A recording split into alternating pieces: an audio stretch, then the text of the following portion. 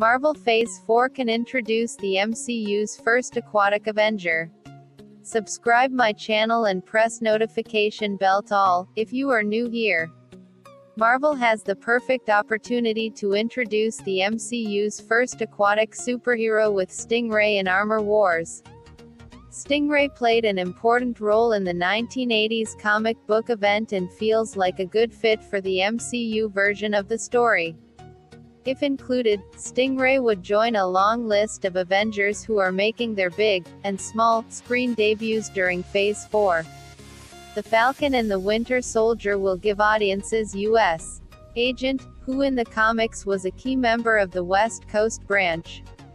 Monica Rambeau, who was actually Marvel Comics' first female Captain Marvel, will take flight in WandaVision. Like Monica, She-Hulk is one more 1980s Avenger who will be brought to life on Disney+. 3 members who served on the team's roster in the 1990s, Sersi, Gilgamesh, and Black Knight, will all be appearing in Eternals. These are just a few examples of how much representation Earth's mightiest heroes are getting in Phase 4. They stand a chance to gain an additional member through Armor Wars. It was recently confirmed by Disney that Armor Wars is a new Marvel TV show coming to its streaming service.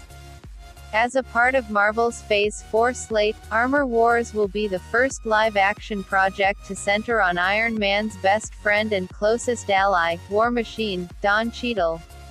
The series is expected to explore War Machine's journey as he works to stop Tony Stark's technology from being misused. This was essentially the plot of the comic, except it was Iron Man who was the central character. Since his mission was to go after characters who supposedly had his armor designs, Armor Wars is likely to pit War Machine against other armored heroes and villains. Among them could be Stingray. Here's how he could fit into the show. Walter Newell aka Stingray was introduced in 1967's Tales of Astonish No. 95, which at the time was a double-feature comic that split its focus between Hulk and Namor.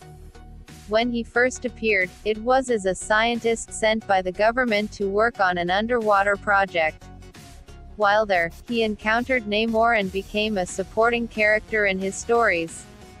In 1969, Newell went from oceanographer to superhero by building a winged suit of armor designed for swimming at superhuman speeds in underwater combat.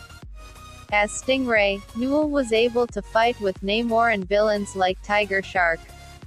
Though he was initially at odds with the Submariner, he ended up becoming an ally. Years later, Stingray developed a presence outside the world of Namor and crossed paths with characters such as Iron Man and the Hulk. During Armor Wars, he was targeted by Stark, who wrongly believed that Stingray's armor was based on his designs. After hunting him down and defeating him in battle, Iron Man came to the conclusion that he had falsely accused Newell. Iron Man's actions drew the ire of S.H.I.E.L.D. and the government, who counted Stingray as one of their own. Stingray aided the Avengers in an important way in the late 1980s, and not just as a superhero. At a time when the Avengers were without a home, he allowed them to use his underwater headquarters, Hydro Base, as their base. He also joined the team and became a reserve Avenger to be called on when needed. As a member of the group, he played roles in their battles against Kong the Conqueror, Doctor Doom, and more.